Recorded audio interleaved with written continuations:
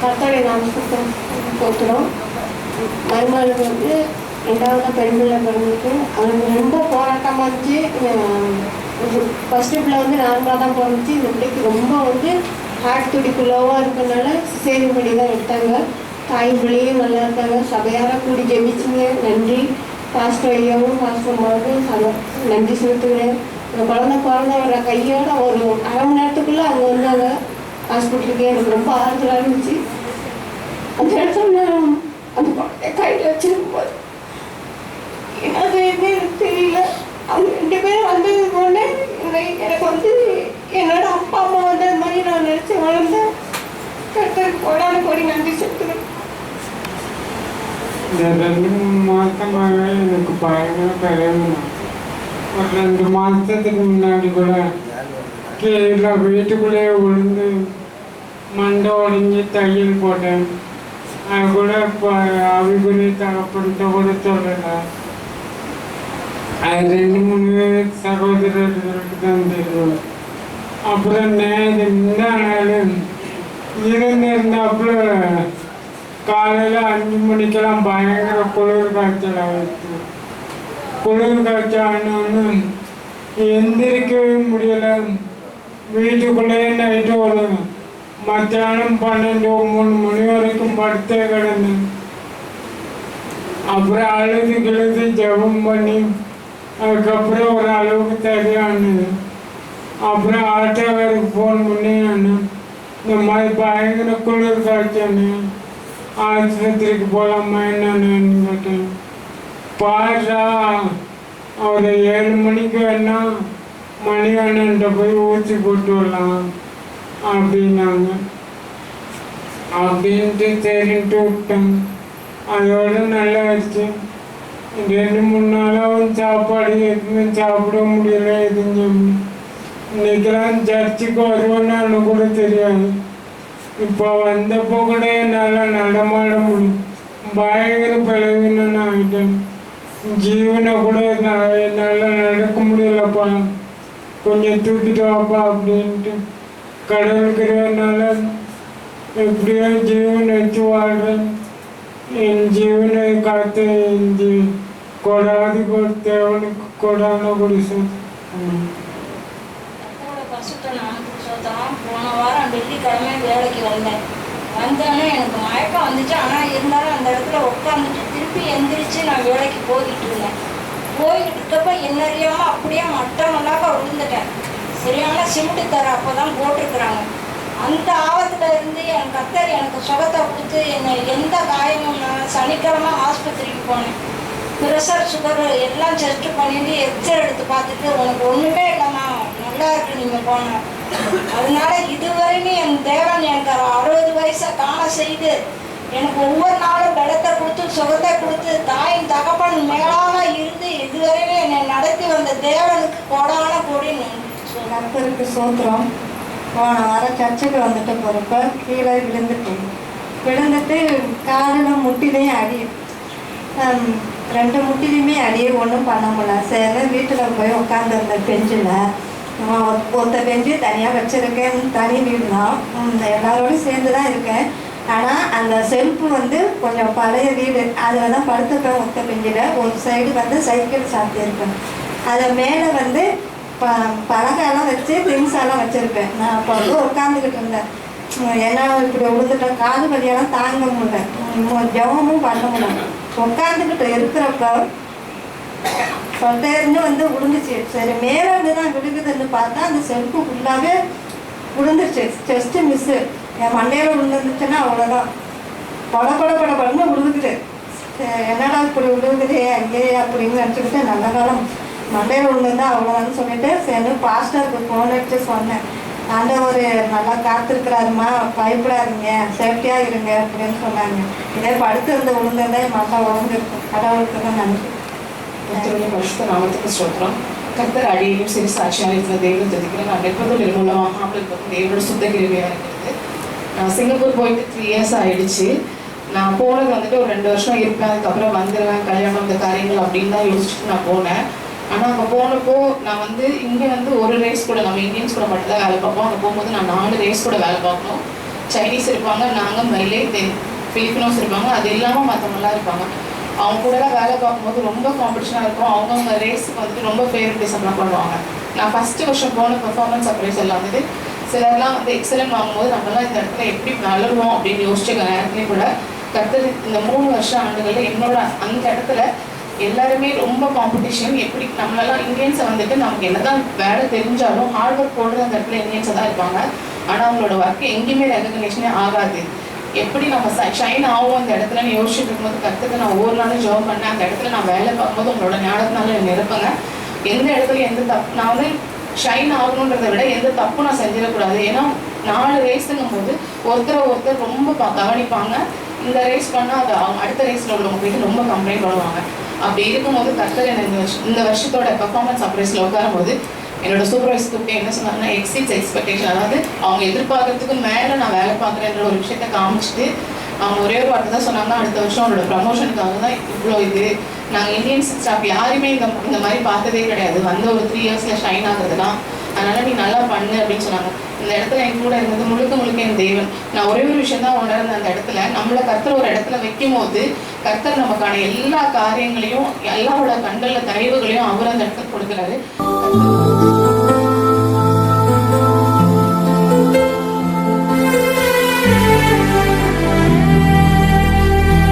பிரசங்கத்துக்கு முன்னால ஒரு காரியத்தை சொல்றது காவியான ஒரு உணர்த்துறேன். துதி ஸ்தோத்திரத்துல வல்லமை இருக்கா இல்லையா? இருக்கா இல்லையா? சகோதரன் சொல்லுங்க, இருக்கா இல்லையா? அவன் ஏன் வாயை திறந்து பாட மாட்டான்? வாயை திறந்து ஏன் துதிக்க மாட்டான்? நம்ம துதியில என்ன இருக்கு? பவர் இருக்கா? இல்லையா? ஆதாரம் இருக்கா? பைபிளுக்கு ஆதாரம் இருக்கா? எரிகோ பட்டணம் ஸ்தோத்திரத்தினால விழுந்து ஆமென் சொல்லுங்க. மற்றவங்களாம் அதை பைத்தியகாரமா நினைச்சிருப்பாங்க. உள்ள இருந்த ராஜாவுன்னு நினைச்சிருப்பான். இவன் என்னடா பைத்தியக்காரன் யுத்தம் பண்ண வந்தா இவன் பைத்தியக்காரன் மாதிரி என்ன பண்ணான்? சுத்தி அமைதியா சுத்திட்டு வந்து உட்கார்ந்துருக்காங்க. அப்படிதான் நினைச்சான். 7வது நாள் எத்தனை முறை சுத்துறான்? 7வது நாளா 6வது நாளா? 7வது நாளா? சரி, 7 முறை சுத்துறான். அப்ப கூட நினைச்சான் என்ன இவனெல்லாம் ஒண்ணும் இங்க நம்ம சோத்திரம் பண்ணுவோம். சிலர் என்ன செய்வாங்க, இது பைத்தியம், இது பைத்தியம். 7வது நாள் 7 முறை சுத்திட்டு வரானுங்க. எரிவை போட்ட மதில் எப்படி இருந்துச்சு சொல்லுங்க. இந்த மதில் இந்த பக்கமும் விழல, அந்த பக்கம் விழல, நடுவில் அப்படியே உட்காந்துச்சு. ஒத்துக்கிறீங்களா? அந்த பக்கம் விழுந்தா இவங்க எட்டி போக முடியாது, எந்த பக்கம் விழுந்தா எட்டி போக முடியாது. கர்த்தருடைய பிள்ளைகளை இந்த மதில் சுவர் அப்படியே பூமி கூட என்ன ஆயிடுச்சு, அப்படியே உட்காந்துச்சு. இவங்க அத்தனை பேர் உள்ள போய் என்ன பண்ணிட்டாங்க, எல்லாம் சங்கரிச்சு ஜெயம் கொடுத்தாங்க. அல்லேலூயா சொல்லுங்களா. அவன் அந்த ஸ்தோத்திரத்துல என்ன இருக்குது, வல்லமை கர்த்தரை துதிச்சுட்டே இரு.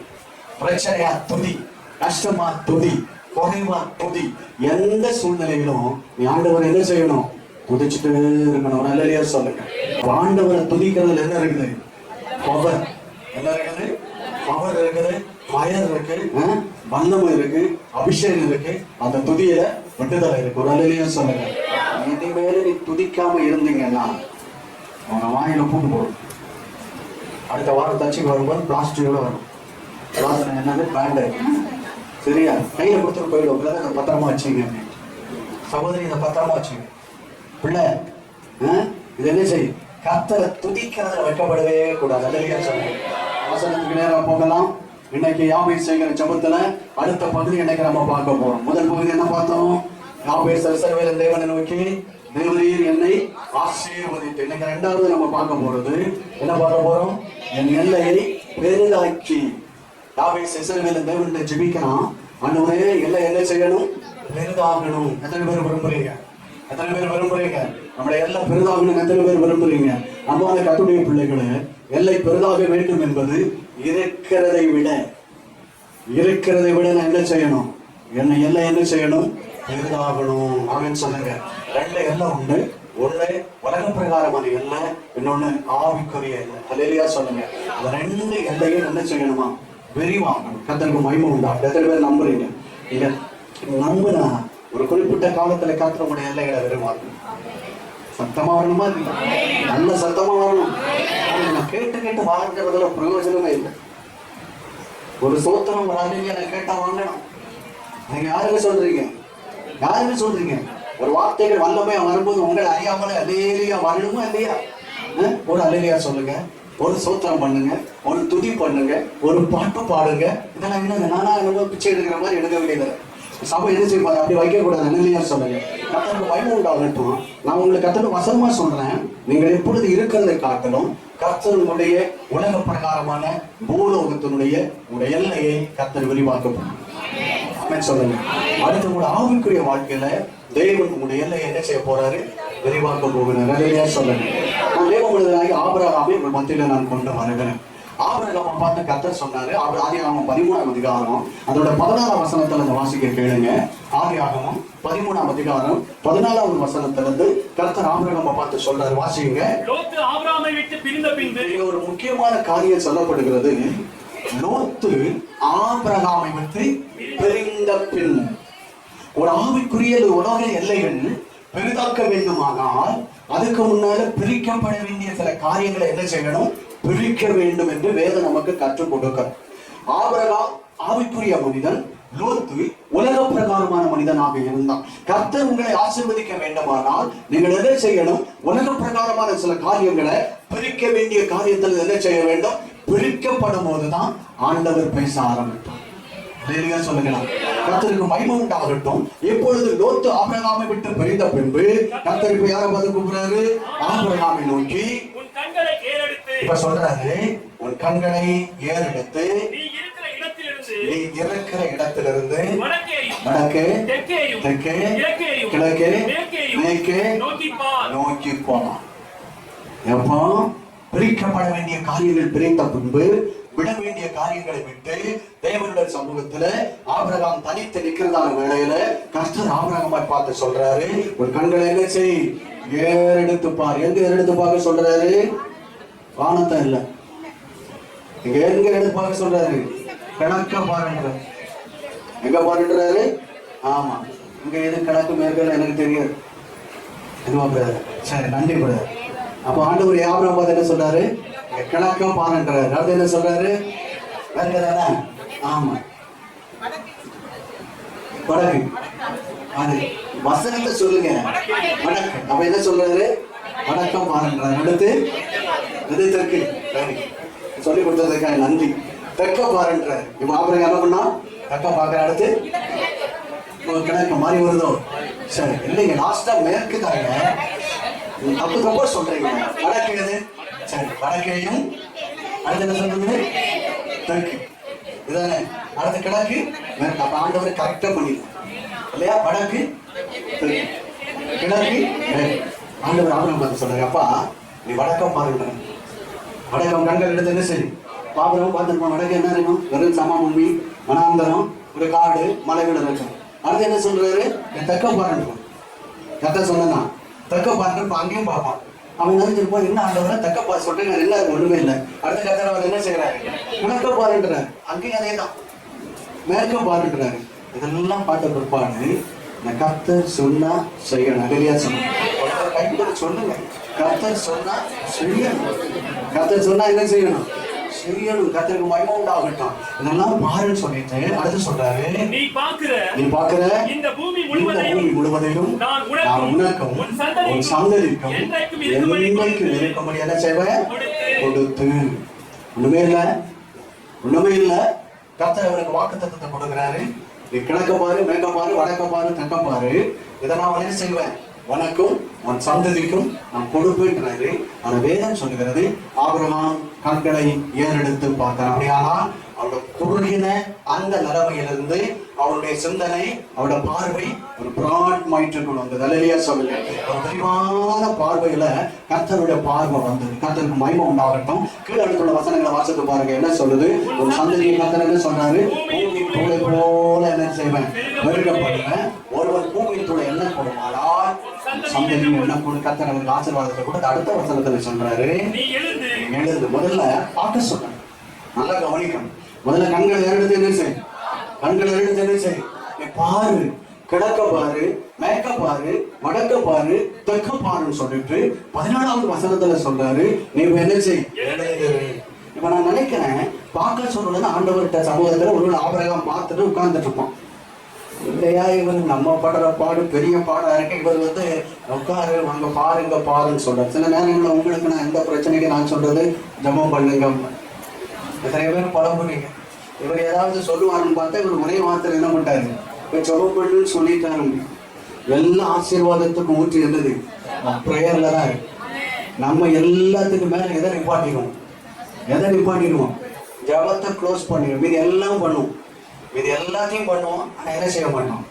ஜபம் பண்றேன்னா ஜபம் பண்ணா நடக்கும். சரியா பண்ண ஒவ்வொருத்தரையும் அப்படியே பார்த்துட்டு வரோம். ஆபிரகாம் கர்த்தர் சொல்ற, நீ எழுந்துருன்ற முதல்ல வார்த்தையை கொடுக்குறாரு, வாக்கு தத்தத்தை கொடுக்குறாரு. கிழக்க மேற்க வடக்க தெற்க பாரு, இதை போல நான் என்ன செய்வேன், உன் சந்ததி ஆசீர்வதிப்பேன், உங்க பிற்காலர்களை நான் உயர்த்துவேன். இப்படிதான் அதை நம்புறதுக்கு முடியல. ஒரு அழகான வார்த்தை எனக்கு தெரிஞ்சது உண்டு, நம்புவதற்கு ஒன்றும் இல்லை என்றாலும்.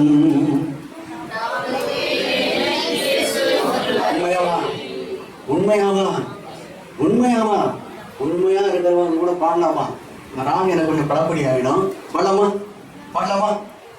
ஸ்டார்டிங் என்னப்பா? நான் நிற்கும் பூமி, அதுக்குதான் மாதிரி ஆடு எடுத்து கொடுக்க. நான் நிற்கும் பூமி, நம்ம இருந்த வண்ணமா கைகளை தேடி என்ன செய்ய போறோம், பாட போறோம். பாடலாமா?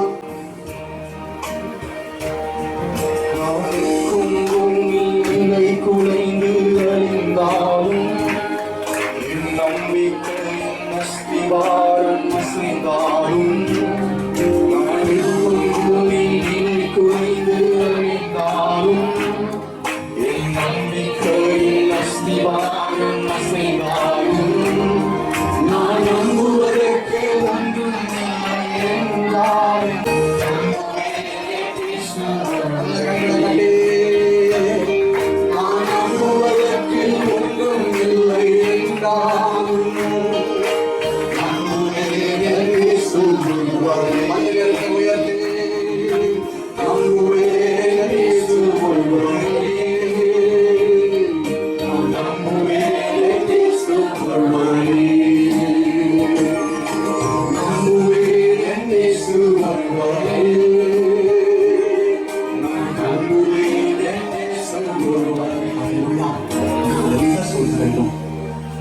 ஒருவரை மாத்திரமே.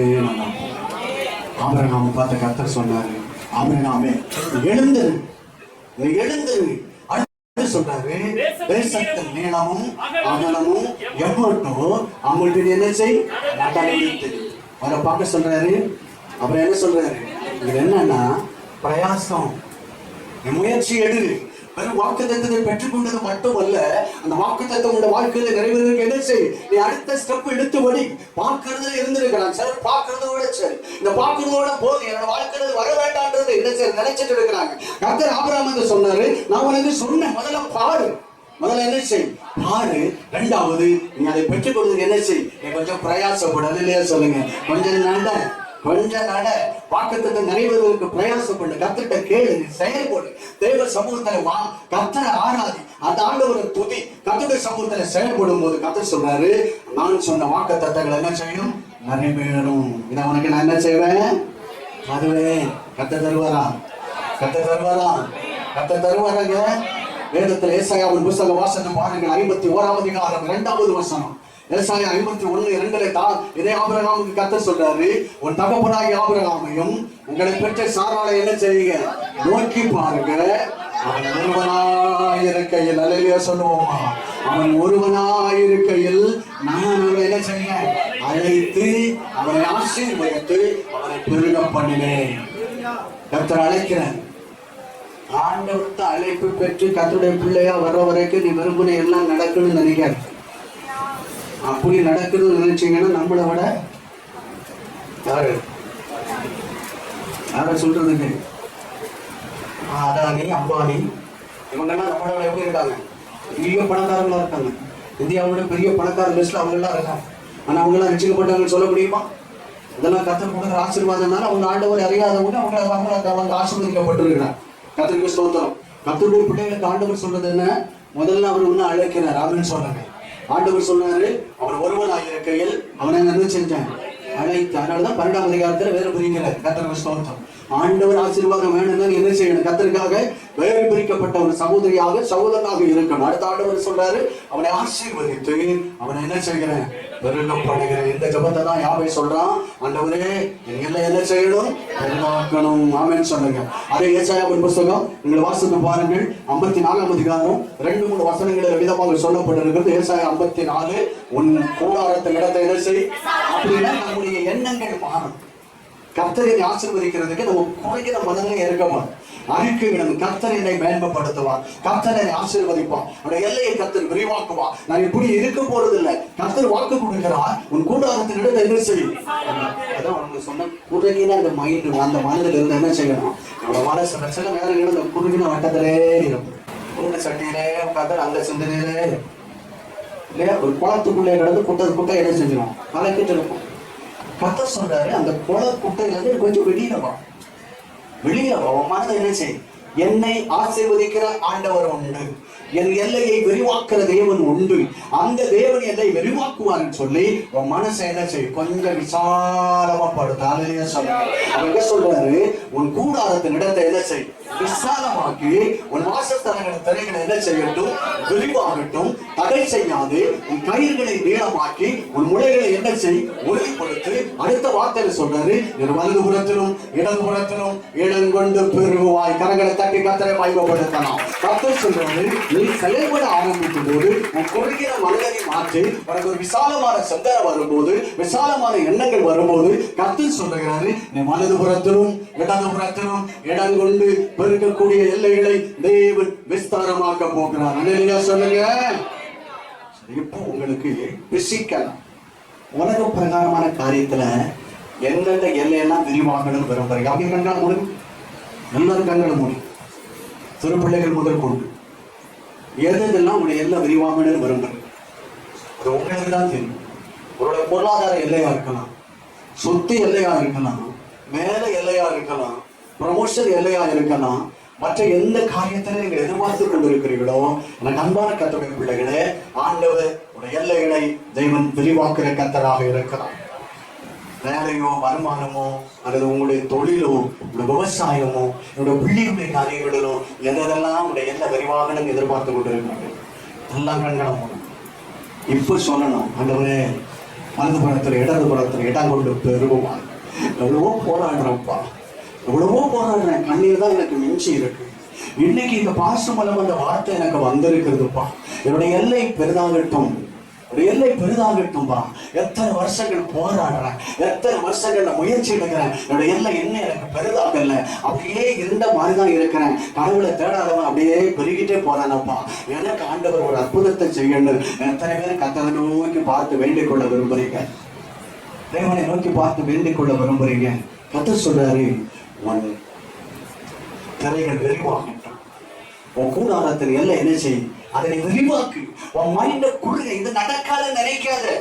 ஆண்டவர் சொல்றாரு, உன் வழி என் வழி அல்ல, உன் சிந்தனை என் சிந்தனை அல்ல. நீ குறுகிற மனதோடு இருக்கும்போது கர்த்தர் சொல்றாரு, உன்னை குறித்து நான் வைத்திருக்கிற நினைவுகள் அது நன்மையான நினைவுகள். உன்னுடைய குடும்பத்தை நான் விசாலமாக்குவேன், உன்னுடைய எல்லையை பெரிதாக்குவேன். அது எந்த பிரச்சனையா இருந்தாலும், எந்த தேவையா இருந்தாலும், எந்த காரியமா இருந்தாலும், என் ஆண்டவர் இந்த காலங்களில் உடைய எல்லைகளை அவர் விரிவாக்குற தேவன். யாவே இஸ்ரவேல் தேவன் எனக்கு சொல்லுகிறார், தேவரே என்னை ஆசீர்வதித்து என் எல்லையை என்ன செய்யும்? பெரிதாக்கும். குறுகின இடத்துல இருக்கிறேன், போராடி கொண்டு இருக்கிறேன், மேற்கொண்டு முன்னேற முடியல, எதெடுத்தாலும் எனக்கு ஃபெயிலியரா இருக்கு, நான் தோற்று போகிறேன். ஆண்டவரே வெளிப்பார்வையில் தத்துடைய பிள்ளை என்கிற எல்லாரும் என்ன பார்க்கிறாங்க. அந்த வாழ்க்கையில எதிலுமே எனக்கு மேன்மை இல்லை, எதில் எனக்கு ஒரு வெற்றி இல்லை. நான் ஒவ்வொரு நாளும் அழுது அழுது வேதனைப்பட்டு அப்படியே கூணி குறுகி போயிருக்கிறேன். கர்த்தர் உங்களை பார்த்துட்டு சொல்றாரு, உன் சிந்தனையை கொஞ்சம் மாத்து. உன்னை அழைத்தவர் நான், உன்னை தெரிந்து கொண்டவர் நான், உன்னை அபிஷேகம் பண்ணினது நான், உனக்காக செயல்படுவது நான். நான் உன்னுடைய எல்லைகளை நான் விரிவாக்குவேன். ஹல்லேலூயா, ஹல்லேலூயா, ஹல்லேலூயா, ஹல்லேலூயா, ஹல்லேலூயா. என்னென்ன எல்லைகளை விரிவாக்கணும்னு சொல்லி நினைத்துக் கொண்டிருக்கிற தேவ பிள்ளைங்க, உலக பிரகாரமான காரியங்களை என்னென்ன எதிர்பார்த்து கொண்டிருக்கிறீங்களோ கர்த்தர் சொல்லுங்க. கர்த்தாவே இந்த வசனம் சொல்லுகிறது, வலதுபுறத்தில் இடதுபுறத்திலும் இடம் கொண்டு பெருகுவாய், வலதுபுறத்திலும் இடம் கொண்டு இடதுபுறத்திலும் இடம் கொண்டு பெருகுவாய். இந்த வசனங்கள் எங்களுக்கு இந்த குடும்பத்தினுடைய வாழ்க்கையில தலைமுறைகளுக்கும் அது நிறைவேறுவதாக. கரங்களை தட்டி ஆண்டவரை மகிமைப்படுத்தணும், கரங்களை தட்டி கர்த்தரை மகிமைப்படுத்தணும். தலைகளை தட்டி கத்தரை மகிமைப்படுத்தணும். எதிர்பார்க்கிற கத்தருடைய பிள்ளைகள், நன்மைகளை எதிர்பார்க்கிற கத்தருடைய பிள்ளைகள் ஆண்டவரிடத்தில் கை வைத்தது அப்பா உமக்கு நன்றி, உமக்கு நன்றி. கத்தோட ஊழியக்காரனாய் தேவ சமூகத்தில் சொல்றேன், குறிப்பிட்ட சில காலங்கள் மாதங்களுக்குள்ளால அநேகரோட வாழ்க்கையோட எல்லை கத்தர் விரிவாகும். என்னென்ன எல்லைன்னு நீங்க வச்சு பதில வச்சு சொன்னீங்களோ அத்தனை எல்லைகளை என் ஆண்டவர் விரிவாக்கும். அது இல்லையா அடுத்த ஆவிக்குரிய எல்லைனா சில காரியங்களை சொல்லி வசனத்தை முடிக்க போறோம். சரியா? முதல்ல நமக்கு குடும்பத்துடைய பொருளாதாரம், வேலை இல்லை, சொத்துல, தேவைகள் இல்லை, பிசிக்கல் உலக பிரகாரமான தேவையோட எல்லைகளை என்ன செய்ய போறாரு? விரிவாக்க போறாரு. எழுதி வச்சு ஆண்டவர்கிட்ட கேளுங்க. கண்டிப்பா எல்லைகளை கத்தர் விரிவாக்கி உங்களை உயர்த்தி ஆண்டவர் மேம்படுத்த போறாரு. அல்லேலூயா. ஆபிரகாம் சொன்னது போல நீ பாரு, நீ பாரு இல்லையா? அடுத்து சொல்றாரு நீ நட, செயல்படு, கத்துட்டு சொல்லுங்க ஆண்டவரை, நீங்க அதை செஞ்சது ஆகணும். நான் விசாலமாகணும். நம்முடைய சூழ்நிலைகளை கத்தர் விசாலமாக்குவோம், நம்முடைய தேவைகளை கத்தர் விசாலமாக்குவோம், வேலைகளை விசாலமாக்குவான், பொருளாதாரங்களை விசாலமாக்குவான். ஒவ்வொரு காரியத்திலும் தேவனுடைய விசாலமான நன்மைகளை தேவன் செய்வார் என்று கத்தோட நாமத்தினால உங்களுக்கு சொல்லுகிறேன். கத்தர் உங்களை ஆசீர்வதிப்பாராக. சொல்லுவோமா? ரெண்டாவது ஆவிக்குரிய எல்லைகளை என்ன செய்யணும்? நான் உங்களுக்கு சொன்னேன், யாபேஸ் உலக பிரகாரமான எல்லைகளை காட்டணும், அவன் ஆவிக்குரிய எல்லையை தான் விரிவாக்கணும் முக்கியத்துவம் கொடுத்தான். தெரியுமா? நான் வசனத்தினுடைய அந்த முடிவுல வரும்போது உங்களுக்கு அதை தெளிவாக புரிந்து கொள்ள முடியும். இப்ப இரண்டாவது நம்ம என்ன பண்றோம்? என்ன எல்லை? ரெண்டாவது என்ன எல்லை? ஆவிக்குரிய எல்லை என்ன செய்யணும்? விரிவாக்கணும்னு கர்த்தருடைய வசனம் நமக்கு சொல்லுகிறது. கர்த்தருக்கு மகிமை உண்டாகட்டும். இதே இதுல 1 கொரிந்தியர் 5ஆம் அதிகாரம் 8வது வசனத்தை வாசித்து பாருங்க. 1 கொரிந்தியர் 5ஆம் அதிகாரம் 8வது வசனம். ஆதலால் இதுல என்னன்னா நீங்க நல்லா கவனிக்கணும். கொஞ்சம் ஆதலால் பழைய புளித்த மாவோடு அல்ல, துர்க்குணம் பொல்லாப்பு என்னும் புளித்த மாவோடும் அல்ல, துப்புரவு உண்மை என்னும் புளிப்பில்லாத அப்பத்தோட என்ன செய்யணுமா? பண்டிகையை ஆச்சரிக்கணும். இன்னைக்கு நம்மள பார்த்து சொல்றேன், நம்முடைய குணம் கொஞ்சம் விசாலமாகும். ஆமென் சொல்லுங்க, ஆமென் சொல்லுங்க. ரட்சிக்கப்பட்டு சபையில 10 வருஷம் ஆனாலும் சிலருடைய குணம் மாறவே மாறும். சரிமா? அன்னைக்கு இருந்த மாதிரி தான் இன்னைக்கு இருப்பான். வேறு என்ன? ரட்சிக்கப்பட்டோம், ஆனா சுபாவம் என்ன செய்யறது இல்லை. இன்னைக்கு கர்த்தர் இந்த வசனத்துல சொல்றாரு, புளிப்பு என்பது உபதேச கோளாறுகள், நம்முடைய சுபாவத்தினுடைய கோளாறுகளை ஆண்டவர்கிட்ட ஒப்பு கொடுத்து கர்த்தரை பார்த்து சொல்லுங்க, ஆண்டவரே நான் துப்புரவு என்ற அந்த குணம் எனக்கு விரிவாகும். எஸ், ஹல்லேலூயா. ஆண்டவர்கிட்ட வரும்போது கர்த்தர் முதல்ல ஒன்னதான் மாத்துறாரு. முதல்ல உன் சுபாவம் என்ன செய்யணும்? மாறணும். கர்த்தர் விரும்புறார். கொரிந்திய சபைக்கு பவுல் எழுதுறாரு, நீ எப்படி இருக்கணும்? துப்புரவா இருக்கணும், துப்புரவா இருக்கணும். எப்படி இருக்கணும்? உண்மையா இருக்கணும். ஆமென் சொல்லுங்க, ஆமென் சொல்லுங்க. நீ கர்த்தர்கிட்ட இருக்கிற அந்த உண்மை என்ன செய்யணும்? அது கொஞ்சம் விரிவாயிட்டே வரணுங்க. ஆமென் சொல்லுங்க. சிலர் பணத்துல உண்மையா இருக்கும், ஆனா வாழ்க்கையில உண்மையா இருக்கவே மாட்டாங்க. தெரியுமா? சிலர் கர்த்தர் கொடுக்கறதுல சில நேரங்களில் உண்மையா இருப்பாங்க, ஆனா மனைவிக்கு உண்மையா இருக்க மாட்டாங்க, புருஷனுக்கு உண்மையா இருக்க மாட்டாங்க. கர்த்தருக்கு ஸ்தோத்திரம். சிலர் வார்த்தையில உண்மையா இருக்க மாட்டாங்க. வாயை திறந்த முதல்ல என்ன வரும்? என்ன வரும்? பொய்யே தான் வரும். வாயை திறந்தோட என்ன ஆகும்? பொய் வரும். கர்த்தர்கிட்ட கேட்கணும், ஆண்டவரே என் சுபாவம், நல்ல சுபாவங்கள் வருவதற்கு அதை என்ன செய்யணும்? கொஞ்சம் விரிவாகணுங்க. ஆமென் சொல்ல. எத்தனை பேர் நம்புறீங்க? எத்தனை பேர் நம்புறீங்க? யாவே சொல்றாரு, நான் துக்கங்குள்ள மகனா இருந்தேன், ஆண்டவரே அதெல்லாம் மாறுறதுக்கு என் எல்லாம் என்ன செய்யணும்? கொஞ்சம் அதை விரிவாகணும். அந்த குணம் என்ன செய்யணும்? எல்லாருக்கும் மாறணும் அப்படின்னு சொல்றாரு. எத்தனை பேர் அதை மாற்ற விரும்புறீங்க? எந்த சூழ்நிலையிலும் புருஷன் மனைவிக்கு உண்மையா இருக்கு. ஆமென் சொல்லுங்க. மனைவி புருஷனுக்கு என்ன செய்யணும்? உண்மையா இருக்கு. கர்த்தருக்கு ஸ்தோத்திரம். அத்தனை பேர் மனைவியை நேசிக்கிறீங்க? நல்லா கை தூக்குங்களா பாருங்க. இத்தனை சபையில 5 பேர் தான். போயிட்டு எதுவும் கேட்டாதீங்க. நன்றி, நன்றி. கர்த்தருக்கு ஸ்தோத்திரம். சில நேரங்கள்ல சில குறைகள் வரும், இல்லை தத்தங்கள் வரும். நான் எப்பவும் சொல்லுவேன், கட்டி பானைன்னா எப்படி கிடக்கும்? முட்டி மோதி தான் கிடக்கும். ஆனா நம்ம போய் என்ன செஞ்சிடணும்? சரியா இருக்கும். வெளியே சொல்றேன். எத்தனை பேர் புருஷனை உண்மையா நேசிக்கிறீங்க? இவங்களே உங்களை காட்டு இவங்க அதிகம். உங்களை காட்டு நிறைய தெரியும். எத்தனையோ மனைவிமார்கள் புருஷன் கொடூரமா இருந்தாலும் கெஞ்சி கூத்தாடி எல்லாம் புருஷனை வழிக்கு கொண்டு வரவங்க எல்லாம் இருப்பான். ஐயா நம்மளுக்கு சேர்ந்ததெல்லாம் செஞ்சு கொடுக்குறாரு, அந்த சத்தம் மட்டும் போடாது. அப்பதான் கத்துவான். அதையும் தாங்கிட்டு கத்தருக்கு மகிமை இல்லை. அந்த கத்தை நமக்கு சொல்லிக் கொடுக்குறாரு, உனக்கு அந்த துப்புரவு இருக்கணும். குடும்பத்தை கத்தருக்கு ஸ்தோத்திரம். கர்த்தருக்கு ஸ்தோத்திரம். கர்த்தர் உனக்கு மனைவியை கொடுத்தா மனைவியை மட்டும்தான் நேசிக்கணும், வேற யாரையும் நேசிக்க கூடாது. சரியா? அந்த நேசம் என்பது வேற, பேசுறது என்பது வேற. ரெண்டு பேருக்கு தேவன் ஏற்படுத்தி கொடுத்த ஒரு அன்பு ஆண்டவருக்கு மேல அடுத்த அன்பு தான் புருஷன். ஆமீன் சொல்லுங்க, ஆமீன் சொல்லுங்க. கர்த்தர் மோசேயை கொல்ல பார்த்தாரு வழியில. உடனே சிப்போரா என்ன பண்ற, ஒரு கற்கான கல்லை எடுத்து விருத்தசனம் பண்ணி ரத்த சம்பந்தமான புருஷன். ஹல்லேலூயா, ஹல்லேலூயா. ஏரியாம் சொல்றான், ஆரோன் சொல்றான், இவன்ட்ட கூட கர்த்தர் பேசுவார், யார்கிட்ட பேச மாட்டாங்கன்னு மோசேக்கு விரோதமா ரெண்டு பேரும் எழுப்புனாங்க. குடும்பத்தோட அண்ணன் தம்பி உடன் பிறந்தவங்க சொந்தங்க உடன் எழுப்பின போதும் மனைவி சொன்னா அவர் எனக்கு ரத்த சம்பந்தமான புருஷன். புருஷனுக்காக நிற்கக்கூடியது யாரு? மனைவின்ற ஸ்தானத்துல வேற யாரும் நிக்க மாட்டாங்க. ஆமென் சொல்லுங்க. புருஷன் ஸ்தானத்துல வேற யாரும் நிக்க மாட்டாங்க. இன்னைக்கு நான் உங்களுக்கு சொல்றேன், கர்த்தர் உங்களுக்கு தந்த புருஷனை 100க்கு 100 நேசி. கர்த்தர் உங்களுக்கு தந்த மனைவிய 100க்கு 100 என்ன செய்யுங்க, நேசிங்க. அது உங்களுக்கு ஆசீர்வாதம் உண்டா? அல்லேலூயா சொல்லுவோமா, அல்லேலூயா சொல்லுவோமா.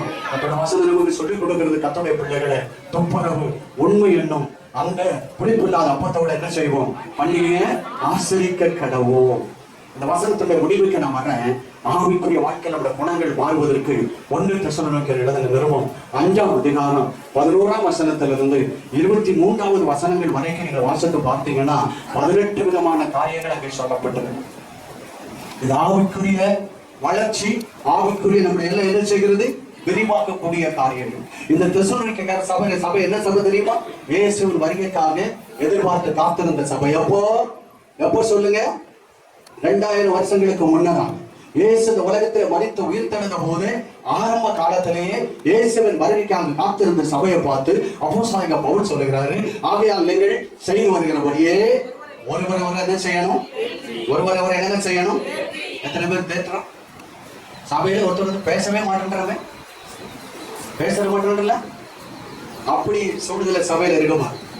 சபையில என்ன செய்யணும், எல்லாரும் ஒருத்தர் என்ன செய்யணும், பேசி நலம்பலம் விசாரிக்கணும். கர்த்தருக்கு ஸ்தோத்திரம். முடிச்ச உடனே மூடுறதுக்கு அல்ல சபை. அல்லேலூயா சொல்லுங்க, அல்லேலூயா சொல்லுங்க.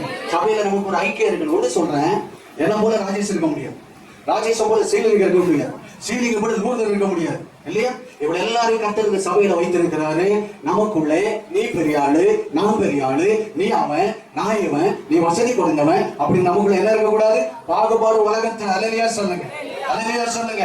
சபையில ஒருத்தர் என்ன செய்யணும், ஒற்றுமையா இருக்கதான் கர்த்தர் விரும்புறாரு.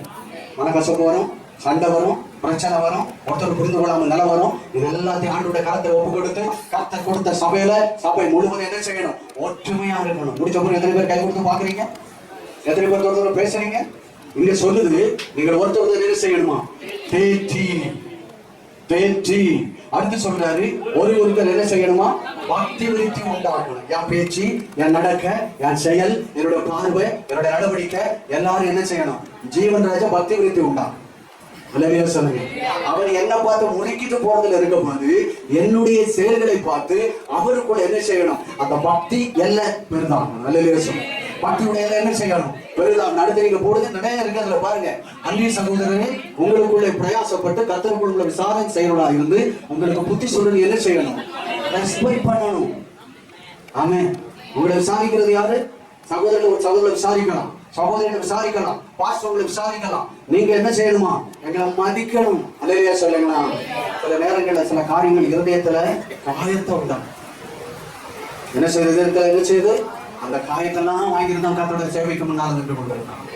அல்லேலூயா. வேதம் நமக்கு சொல்லிக் கொடுக்கிறது, ஒருத்தர் என்ன செய்யணுமா, நீங்களை மதிச்சு நீங்க உங்களுக்கு புத்தி சொல்றது என்ன செய்யணும், மேன்மையா எண்ணம். அப்படின்னு சொல்லுங்க. உதறி போட்டு போக கூடாது, உதறி போட்டு வேதம் போக சொல்லல. இந்த 5ஆம் அதிகாரத்துல 11-23 வரைக்கும் வாசித்து பாருங்க. 18 விதமான காரியங்கள்ல நம்முடைய எல்லைகள் என்ன செய்ய வேண்டும், இது ஆவிக்குரிய இல்ல, ஆவிக்குரிய. அடுத்து படிங்களா, கொஞ்சம் பாருங்க. உடனே மாத்திரம் கவனி முடிக்க போறேன். அவளை கிரியை நிமித்தம் அவளை எப்படி எழுதணுமா, அன்பா எழுதணும். சபையில ஒருத்தர் அன்பா இருக்க முடியுதா சொல்லுங்கடா. அவளை எங்க குடும்பம் மாதிரி சர்வீசஸ் குடும்பம் இல்லை. ஆனா நான் அவங்கள எப்படி இருக்கணும், அன்பா இருக்கணும். அவங்களே எவ்வளவு எப்படி இருக்கணும், அன்பா இருக்கணும். இதுதான் கர்த்தர் சபையில வைத்திருக்கிற பிரமாணம். அல்லேலூயா சொல்லுங்க. சபையில ஏற்றத்தாழ்வு நம்ம ஒருத்தர் என்ன செய்யணுமா, அன்பா எண்ணிக்கொள்ளும்படி வேண்டிக் கொள்கிறோம். உங்களுக்குள்ள யாருக்கு சொல்றாரு, சபை. இயேசு இந்த வரிக்கைக்கு ஆவலாக எதிர்பார்த்து கொண்டிருந்த சபை. இந்த வசனம் அப்படியே இருக்கட்டு. 1ஆம் அதிகாரத்தை எடுங்க. 1ஆம் அதிகாரத்தை குறிப்பிட்ட வசனத்தை வாசித்து பாருங்க. அது 7வது வசனமா? அடுத்த வசனம் பாருப்பா. தேவனுடைய வருகைக்கு ஆயத்த 9 10 பாருங்க. தள்ளு. அடுத்து அதேதான். அவர் மரித்தோரில் எழும்பினதையும்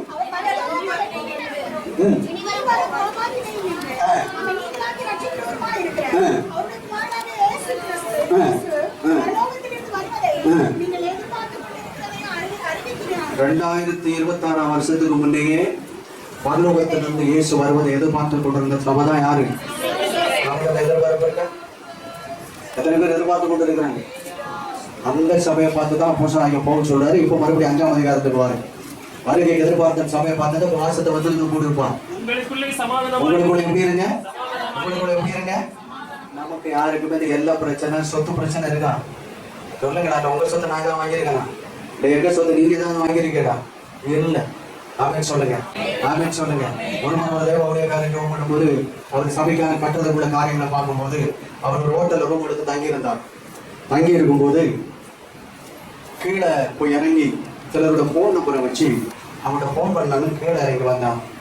கீழே படிக்கட்டில் இறங்கி வரும்போது கர்த்தர் சொன்னாரா, வேற போ அப்படின்னு சொன்னார். ஆண்டவரே நேரம் படத்துல இல்லை, நான் யார்ட்டையாவது கேட்கலான்னு என்ன செய்யல, என்ன விடல அப்படின்னு கர்த்தர் மேலே போனேன். 2வதும் அங்கே இருந்துட்டு ஒன்றும் காணாம ஏன் இப்படி ஆண்டவர் பேசாம இருக்காரு. மறுபடியும் கீழே வந்தான். முதல்ல 2 முடியும் செஞ்சுருக்கேன். கீழே வரும்போது படிக்கட்டு விட்டு இறங்கி வரும்போது கர்த்தர் மறுபடியும் சொன்னாரு, நீ என்ன பிச்சைக்காரனா போ மேலே போனார். ஒரு மறுபடியும் மேலே போனான். மேலே போய் உட்காந்துட்டு ஒன்றும் திசை தெரியாம என்ன செய்யற தவிச்சு கொண்டு இருக்கும்போது கீழே ரிசப்ஷன்ல இருந்து ஒரு கால் வருது. ஐயா சார உங்களை பார்க்கறதுக்கு ஒரு வயதான அம்மா வந்திருக்கிறாங்க.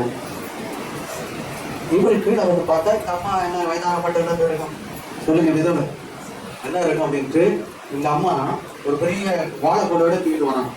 வாழைத்தாரம் இருக்கு இல்லையா, அதை தூக்க முடியாம தூக்கிட்டு வந்து ஒரு பை மாறி வச்சு என்ன செய்யறாங்க, அது பாஸ்டர் கையில கொடுக்குறோம். பாஸ்டர் கையில கொடுத்து ஐயா நீங்க என்ன ஜெபம் பண்ணி அனுப்புங்க அப்படின்னு சொல்லி ஜெபம் பண்ணி அனுப்பி இவர் என்ன பண்ணாரு, இந்த அம்மா என்னத்தை கொடுக்க போகுது அப்படின்ற ரூம்ல கொண்டு போய் அந்த பை அதுன்னா அந்த உயர் கூட அந்த உயர் கூடிய திறந்து பார்த்தா சொல்றாரு, நான் சர்ச்சை கட்டுறதுக்கு எனக்கு தேவையான 90% பணத்தை தேவன் அந்த அம்மாவை கொடுத்தார். யாரு அவங்க? விதவை. அவங்க சொன்னாங்க, ஐயா நான் விதவை, என்னுடைய நிலத்தை விற்றேன், அதனுடைய பணம், என்னுடைய ரிட்டையர்மெண்ட் பணம், இதெல்லாம் சேர்த்து என்னால் இயன்றதை கர்த்தர் உங்களுக்கு கொடுக்க சொன்னாரு, நான் கொடுத்துட்டு போனேன். இவருடைய மனதில் என்ன நினைச்சாரு, எத்தனையோ பணக்காரர்கள் இருக்காங்க, அவங்களுக்கெல்லாம் நெட்டடையாக என்ன செய்யணும், போன் பண்ணி கேட்கணும்னு நினைச்சாரு. கர்த்தரோட பண தேவைன்னு அதிகமா யார் மூலமா கொடுத்தாரு, அந்த ஒரு ஏழை விதமா கொடுத்தாரு. நான் உங்களுக்கு சொல்றேன், சபைகளில் சமாதானமா இருக்கணும். சபைகளில் ஒருத்தர் என்ன செய்யணும், தேற்றணுங்க. வேற நமக்கு சொல்லிக் கொடுக்கிறது. அடுத்த வசனத்தை நீங்க பாருங்க. அடுத்த வசனத்தை அவங்களுக்கு போனீங்க ஒழுங்கு இல்லாதவங்களுக்கு என்ன செய்யணும், நம்ம புத்தி சொல்லணும். அமேன் சொல்லுங்க. புத்தியும் சொல்லணும், புத்தியை ஏற்றுக்கொள்ளணும். கர்த்தருக்கு ஸ்தோத்திரம். ஒழுங்கு இல்லாதவங்களை புத்தி சொல்லுங்க, என்ன செய்யணும் அப்படின்னு என்ன அர்த்தம். சபையில ஒரு ஆடு ரொம்ப நொந்து போய் இருக்கிறாங்க, நம்ம என்ன அவங்களை தேற்றும். சிலர் என்ன செய்வாங்க, எரிகிற எண்ணெயில அப்ப தரும், எரிகிற நெருப்புல அது இன்னும் வெண்ணையே ஊற்றிடும், சீக்கிரம் முடிக்கின்றதுக்கா. எரிகிற நெருப்புல என்ன செய்யக்கூடாது, எண்ணெயை ஊற்றக்கூடாது. அந்த நெருப்பை அணைக்கக்கூடிய அளவுல நம்மளோட வார்த்தை இருக்கு. அதுலயே மனிதர்கள் என்ன செய்யணும், நம்மளால எந்த அளவுக்கு என்ன செய்யணுமா, தாங்கணும் எல்லாரிடத்திலும். அது என்னங்க நீடிய சாங்க. அதுதாங்க நம்முடைய சுபாவங்கள், ஆவிக்குரிய சுபாவங்கள் எல்லாம் என்ன செய்யணும், விரிவாகணும். சிலர் பார்த்தீங்கன்னா கடுகை போட்டா அப்படியே பொரியும். வசனம் கேட்கற கீழே போட்டோம்னா எத்தனை பேருக்கு பொரியுதுன்னு தெரியும். எப்படி இருக்கணுமா, நீடிய சாந்தம். நம்மளுடைய அந்த ஆவியினுடைய கனி நீடிய சாந்தம். நம்ம அந்த கேட்கணும், ஆண்டவரே ஆவிக்கறி எல்லாம் என்ன செய்யணும், விரிவாகணும். கர்த்தத்தை கேட்கணும். இதெல்லாம் ஆண்டவர் நமக்கு தான் சொல்லியிருக்காரு. யாருக்கு சொல்லியிருக்காரு, யாருக்கும் இல்லை. நீங்க கடை படிச்சீங்கன்னா நிறைய இருக்கும் பாருங்க. தொடர்ந்து பட்டுன்னு போடுங்க, முடிச்சல செய்ய தீமைக்கு என்ன செய்யக்கூடாது. அவன் எனக்கு இப்படி செஞ்சா நம்மளுக்கு இப்படிதான் செய்யணும், அவன் எனக்கு இப்படி பேசல. சிலர் சொல்லுவாங்க முள்ளால தான், அது உலகத்தை முள்ள எப்படி இருக்குது, அவன் எனக்கு அப்படி பண்ணால நான் இப்படிதான் பண்ணுவேன். இது உலகத்துல கர்த்தருடைய பிள்ளைகள் வசனம் சொல்லுது, அவனுக்கு தீமை செஞ்சா என்ன செய்யும், நன்மை செய். கர்த்தருக்கு ஸ்தோத்திரம். நீ நன்மை செய்கிறதுனால அவன் மேல அக்கினி தடலை நீ வைக்கணும். ஆமென் சொல்லுங்க. ஆமென் சொல்லுங்க. வேதம் சொல்லுகிறது, நீ தீமைக்கு தீமை செய்யாதபடி பாருங்கள், உங்களுக்குன்னு மற்ற யாவருக்குள்ள எப்படி இருக்கணுமா, நன்மை செய்ய நாடுகள். அடுத்து சொல்லுங்க, எப்பொழுது எப்படி இருங்க, இருக்க முடியுதா, எப்பொழுது எப்படி இருக்க முடியுமா, சந்தோஷமா இருக்க முடியுமா? இந்த சபையில எத்தனை பேர் சந்தோஷமா இருக்காங்க? சூப்பர், 2 பேர் தான் கை தூக்கிருக்கீங்க. கை தூக்க சொல்லல பாஸ்டர். வேதம் சொல்லுது, இருந்தால் என்னனாலும் எப்படி இருக்கணும்? எப்படி இருக்கணும்? உங்களுக்கு எனக்கு தந்திருக்கிற ஆவிக்குரிய சுபாவத்தோட வளர்ச்சி பணத்தினால வர சந்தோஷம் அல்ல, சொத்தினால வர சந்தோஷம் அல்ல, சொந்த பந்தத்தினால வர சந்தோஷம் அல்ல. இயற்கையாவே தாவீது சொன்னாரு, ரட்சிப்பின் சந்தோஷத்தை எனக்கு ஆவிக்குரிய வாழ்க்கையில நீ மேன்மையா இருந்தான்னா தொடர்ந்து 23 வரைக்கும் நீங்க வீட்டில் போய் பாருங்க. இதை நான் ஒன்றும் நான் சொன்னேன், எங்கேயே போய் நிற்கும். இந்த சந்தோஷத்துக்கான காரியங்களை கொடுத்து 2 வசனத்தை தாவீது சொன்னதை சொல்லி நான் முடிக்க விரும்புகிறேன். தேவன் நமக்கு கிருபை தருவாராக. ஹல்லேலூயா. ஆண்டவர் நமக்கு இன்றைக்கும் அவர் போதுமான ஆண்டவராக அவர் இருக்கிறார். கர்த்தருடைய பிள்ளைகளை ஒரு வசனத்தை நீங்க வாசிங்க. 14வது மன்னிக்கணும் 4ஆம் சங்கீதம் 7வது வசனம் முடிக்க போறேன். 4ஆம் சங்கீதம் 7வது வசனம். அவர்களுக்கு திராட்சரசமும் தானியமும் திராட்சரசமும் பெருகி இருக்கிற காலத்தின் சந்தோஷத்தை பார்க்கணும். அதிக சந்தோஷத்தை கர்த்தர் எனக்கு. எத்தனை பேருக்கு அது உண்மையான சந்தோஷம் இருக்கு? இது யாரு கொடுக்கிற சந்தோஷம்? ஆண்டவர் கொடுக்கிற உள்ளத்துல இந்த சந்தோஷம் தாங்க எப்பவுமே நம்மகிட்ட. எந்த ஆவிக்குரியெல்லாம் என்ன செய்யணும்? விரிவாக. சிலர் எப்ப பார்த்தாலும் எப்ப பார்த்தாலும் எப்படி இருப்பாங்க? நான் எப்பவுமே சொல்றேன், சபையில் 6 மணி மாதிரி இருக்க போறோம், 10 மாதிரி இருக்கும். சபையில் எப்படி இருக்கணும்? 6 மணி மாதிரி இருக்க போறோம். எப்பொழுதும் சந்தோஷமா எப்படி இருக்கணும்? அந்த சந்தோஷம் கர்த்தர் கொடுக்கிறோம். நீங்க அந்த 23 வரை வீட்டை படிச்சுப்பாங்க. 18 விதமான காரியங்கள்ல அப்படி ஆவிக்குரிய எல்லாம் என்ன செய்யணுமா? பெரியமா கேளு, எதெல்லாம் பெரியவாங்கன்னு கர்த்தர்ட்ட கேளு. கர்த்தர்ட்ட கேளு. அடுத்த வாரத்தில் சந்தோஷமா வரும். ஆண்டவரே, ஆவிக்குரிய இல்லை எனக்கு என்ன செய்யணும்? பெரியவா ஆவிக்குரிய எல்லையும் கர்த்தர் மேன்மைப்படுத்தார். அதான் சொல்றாரு, தேவரீர் எல்லையை பெருதான். எல்லாம் என்ன செய்யணும்? அப்படியே குடும்ப நிலைமையில இருக்க எல்லாம் என்ன செய்யணும்? 4 வருஷம் போகும்போது என்ன செய்யணும்? நம்முடைய சுபாவம், நம்முடைய ஆவிக்குரிய வாழ்க்கையில நான் சொல்லும் போது என்னுடைய ஜெபத்தில் எல்லாம் பெருதான் சொல்லுங்க. ஆனாலுடைய எல்லாம் பெரிதாகும். கர்த்தருக்கு ஸ்தோத்திரம். வேதம் வாசிக்கிற எல்லாம் என்ன செய்யணும்? பெரிதாகணும். ஊழியம் செய்கிற எல்லாம் என்ன செய்யணும்? பெரிதாகணும். ஆவிக்குரிய வளர்ச்சியுடைய காரியம் என்ன? அப்போஸ்தலர் 1:8 பரிசுத்த உள்ளத்துல வரும்பொழுது நீங்கள் வளர்ந்து எருசலேமின் உதயாவதும் சமாரியாவதும் பூமியின் கடைசி பரியந்தம் எனக்கு சாட்சி. என்ன அர்த்தம்? ஆவிக்குரிய எல்லாம் எனக்குள்ள பெரிதாகும் போது என்னை ஒரு சாட்சிக்குரியவனாய் கர்த்தர் வைத்தார். ஜெப உதவிக்கு போதகர் A.G. பால், பிலதெல்பியா பரிசுத்த சபை, சுப்பிரமணியபுரம், திருச்சி. அலைபேசி எண் 9244605832. போதகர் P. ஞானதாஸ், பிலதெல்பியா பரிசுத்த சபை, குமரேசபுரம், திருச்சி. அலைபேசி எண் 9345104097. ஆண்டவராகிய இயேசு கிறிஸ்து தாமே உங்களை ஆசீர்வதிப்பாராக. நமது சேனலை சப்ஸ்கிரைப் செய்ய மறக்காதீங்க.